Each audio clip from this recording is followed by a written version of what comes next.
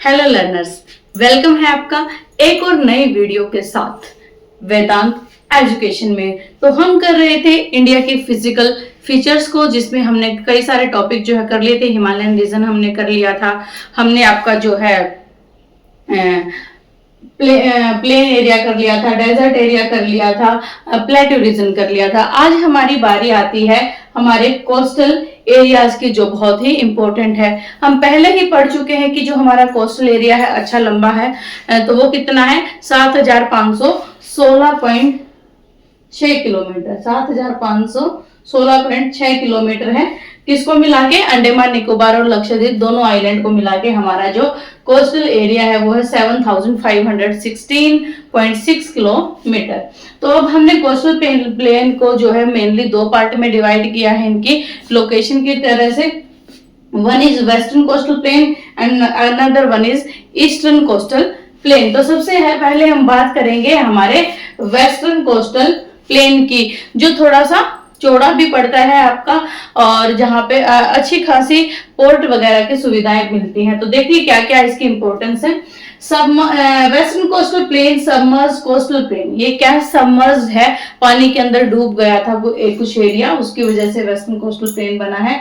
It is believed that the city of Dwarka which was once a part of Indian mainland situated along the west coast is submerged under water. ऐसा माना जाता है कि जो द्वारका है, द्वारका एक सिटी होती थी, शहर होता था, जो पहले मेनलैंड का हिस्सा होता था, लेकिन कुछ टाइम पहले ये क्या हो गया है आपका, पानी के अंदर, कुछ नहीं बहुत टाइम पहले पानी के अंदर सबमर्ज हो गया है, डूब गया है।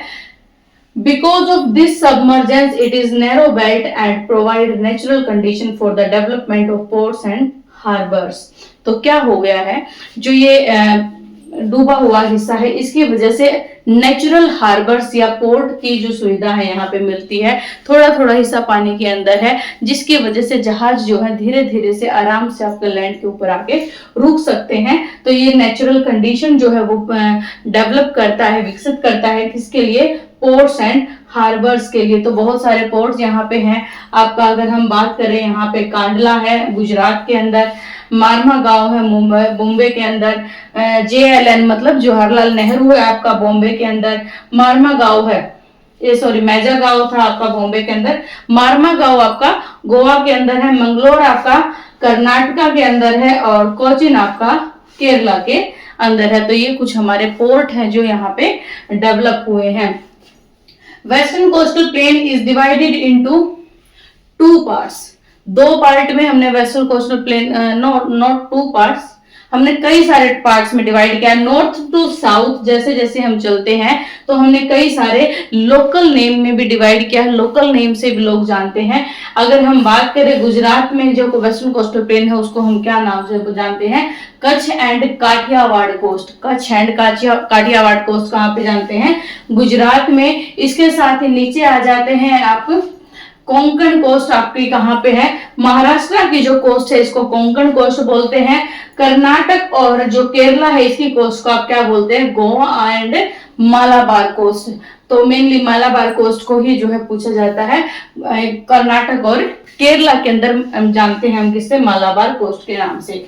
This coast is narrow in the middle and broader in the south. Middle में थोड़ी सी नैरो है ये वेस्टर्न कोस्टल प्लेन, लेकिन जैसे जैसे साउथ की तरफ जाती जाती है वैसे वैसे ये ब्रॉड होती जाती है, चौड़ी होती जाती है। रिवर्स यहाँ पे जो है वो डेल्टा नहीं बनाती है, बल्कि वेस्टर्न कोस्ट में या बोल रहे हैं हम, अरब सागर है, अरेबियन सी में जो रिवर्स गिरती है वो एस्चुरी बनाती है। हमने बात की नैरो है, पहाड़ी एकदम खड़ी ढाल है, एकदम से ऐसे है, तो नदियां आई एकदम से अपना डिपॉजिट ऐसे कर देती हैं, समुद्र के अंदर डाल देती हैं, जिसकी वजह से डेल्टा नहीं बन पाता। डेल्टा कब बनता है, जब कोस्ट जो है वो बहुत ज्यादा स्लांटिंग नहीं होती, तो धीरे धीरे अपना जो लावा है वो डिपॉजिट है, मिट्टी है, एल्यूवियल सॉइल है, वो धीरे धीरे बिछाती चलती है इस तरीके से एरिया। तो उसको हम क्या बोलते हैं, डेल्टा बोलते हैं, जो हमारी ईस्टर्न कोस्टल प्लेन की रिवर्स बनाती हैं।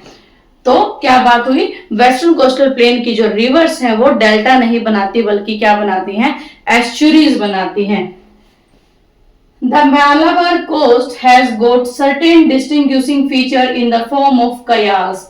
जो मालाबार कोस्ट है, कहाँ थी मालाबार कोस्ट आपकी? कर्नाटक और केरला के अंदर। तो ये कयाल की वजह से, कयाल क्या होता है? बैक वाटर, जैसे एकदम समुद्र की लहरें आती हैं तो वो लहरें क्या करते हैं, पीछे थोड़ा सा गड्ढा बना देती हैं और कुछ टाइम जब लहरें आती है तो उस गड्ढे के अंदर पहले इरोजन होता है, गड्ढा बन जाता है और उसके बाद उसके अंदर पानी जो है, लहरें जो आती हैं वो पानी उसके अंदर छोड़ जाती है तो वो कयाल बन जाते हैं, उनको बैक वाटर या कयाल बोलते हैं। तो ये इंपॉर्टेंट है कहाँ पे? आपका मालाबार कोस्ट में, कर्नाटक और केरला के अंदर। किस लिए इंपॉर्टेंट, क्या होता है यहाँ पे? यहाँ पे फिशिंग होती है, बोट रेस यहाँ पे होती है और इनलैंड ट्रांसपोर्टेशन जो है वो यहाँ पे होता है। फिशिंग है, इनलैंड नेविगेशन है, all due to its special attraction of और टूरिस्ट। और ये सारा सब कुछ किसके लिए है? यहाँ पे आने वाले जो टूरिस्ट हैं उनके लिए ये किया जाता है। Every year the famous Nehru trophy Vallamkali boat race, Vallamkali का वहां की लैंग्वेज में, केरल की लैंग्वेज, कर्नाटक की लैंग्वेज में क्या बोट रेस को क्या बोलते हैं? वल्लमकाली। और नाम क्या है उस ट्रॉफी का, उस टूर्नामेंट का? तो उसका नाम है नेहरू ट्रॉफी वल्लमकाली, जो हर साल कहाँ पे होती है? पुन्नामाड़ा कयाल में होती है, जो कहाँ की यहाँ पे आपका केरल के अंदर है। तो ये था हमारा वेस्टर्न कोस्टल प्लेन। तो ये है आपका ईस्टर्न कोस्टल प्लेन। तो ये वाला एरिया जो हमारा ईस्टर्न कोस्टल प्लेन का है, तो क्या इंपॉर्टेंस है? बजाय कि इन कंपैरेटिवली अगर हम देखें वेस्टर्न कोस्टल प्लेन के, तो ईस्टर्न कोस्टल प्लेन जो है हमारी, उसकी इंपॉर्टेंस कम है। As compare to western coastal plain, the eastern coastal plain is broader and is an example of emergent coast. तो ब्रॉड है, चौड़ा है, लेकिन क्या है? एमर्ज हो रखा है कहाँ पे? समुद्र के साथ, समुद्र के अंदर एमर्ज हो रखा है, चौड़ा है, अच्छा खासा लंबा चलता है।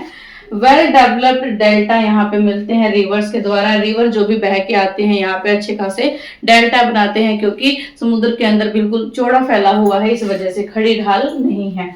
तो कौन सी नदी आती है? महानदी का डेल्टा है, गोदावरी का, कृष्णा का, कावेरी का, इस तरह के। और जो मेन आपका गंगा का डेल्टा यहाँ पे बनता है, सुंदरबन डेल्टा जिसको हम बोलते हैं।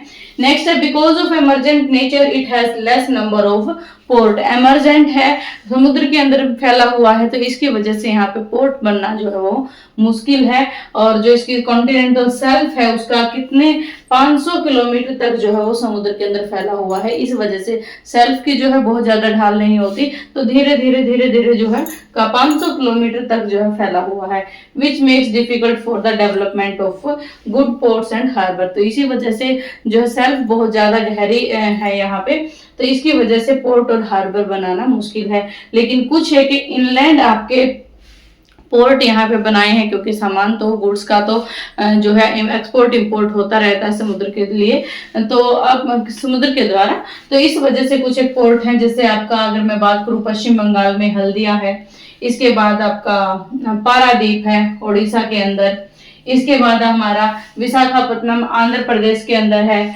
चेन्नई है आपका तमिलनाडु के अंदर, तूतीकोरिन है और एन्नोर है। ये सारे के सारे आपके कहाँ पे हैं? तमिलनाडु में है। तो कुछ एक पोर्ट यहाँ पे भी बनाए हैं, आर्टिफिशियल पोर्ट ये बनाए गए हैं। तो ये था हमारा eastern and western coast. Next हमारा लास्ट पार्ट बच गया है, जिसका नाम है आइलैंड ग्रुप। 2 आइलैंड ग्रुप हैं हमारे, Andaman Nicobar in the Bay of Bengal and Lakshadweep in the Arabian C.